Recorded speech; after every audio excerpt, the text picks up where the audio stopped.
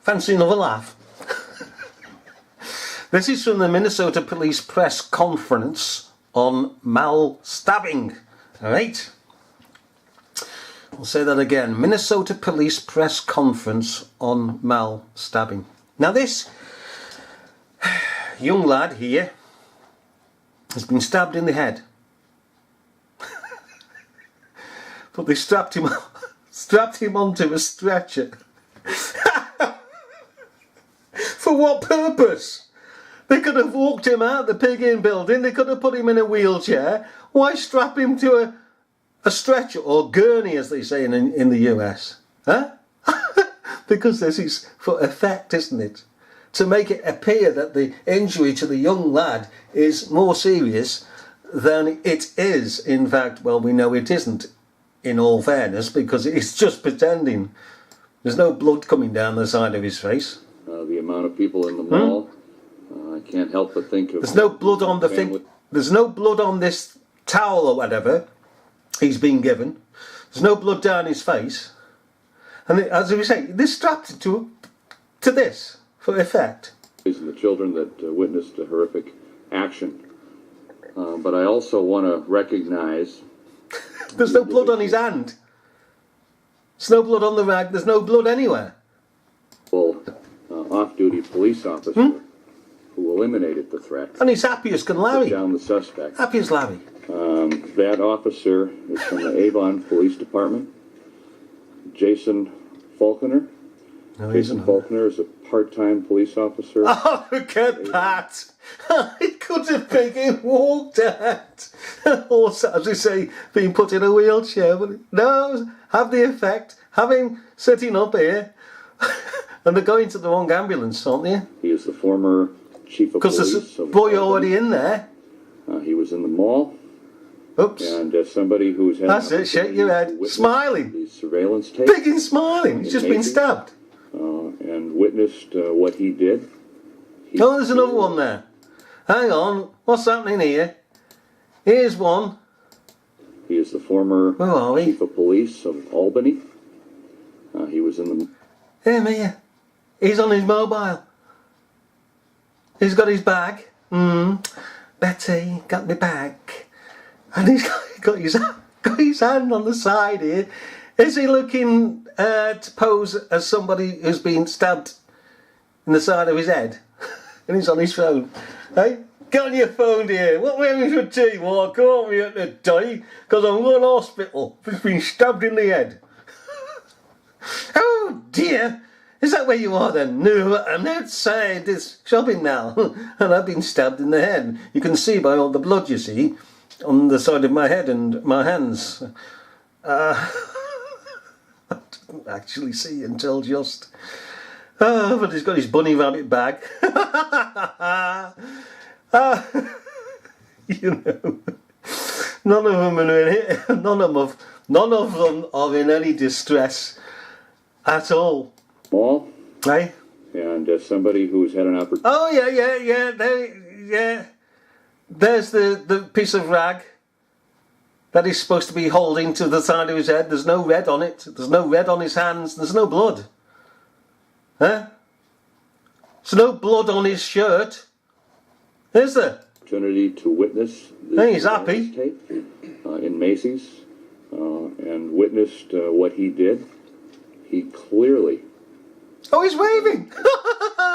He's waving. Hello, fans. I mean, the bugger's just been stabbed. He's pretending just to have been stabbed. All right, there's no blood on him. There's no blood on his clothes, no one on his hands, none anywhere. All right, and then he passes here and he's waving. He is the former chief of police of Albany. So there's no blood. So they've cleared all the blood off him. They've taken his shirt off. And they put him in a sling. And they've cleaned his hands. Oh, they cleaned him up before they oh, I don't get a bucket of piggy water. Eh? hey, Cyril, go and fetch us a bucket of water, will you? We'll clean him up before we put him before the cameras.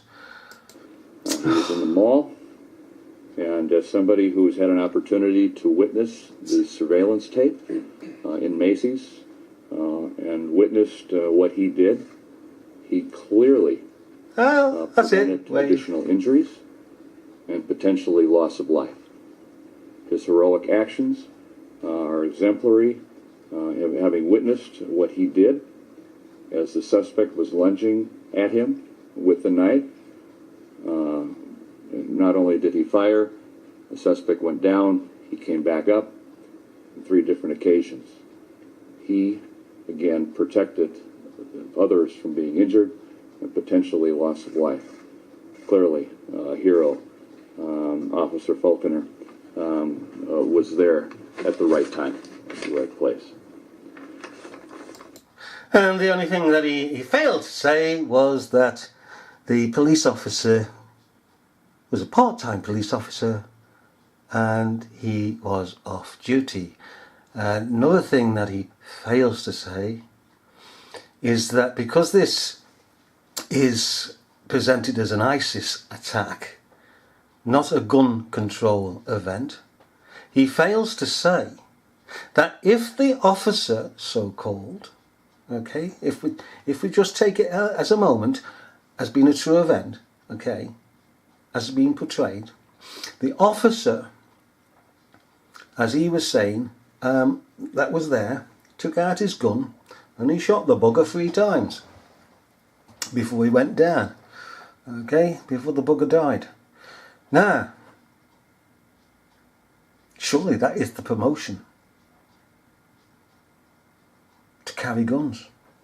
Because if that officer, okay, had not been armed, he was an off-duty officer, then the Somali so-called terrorist would have stabbed an awful lot of people and indeed may have killed people in the process. But you see, they brush past this fact, don't they? That it is a good thing to be armed. In other words, they don't want to stress it is good to be armed. Now we know it's all a fake, complete and utter pigging fake, but you know, just treating it as they're treating it, then the officer and every other citizen should carry concealed weapons. The mall, Crossroads Shopping Center, will be, the crime scene has now, the police have left. It will remain closed today. Crossroads is expected to open for business as usual tomorrow, but it'll be closed today. And you're going to no doubt release the CCTV footage of the off-duty officer shooting dead the Somali knife attacker. Of course you are. Oh, of course they are. Oh well, where's Molly? Oh, what the piggy neck are you doing here? Hey? What's this on your bonce? A cornet? Oh, Father. You don't put cornets on your head.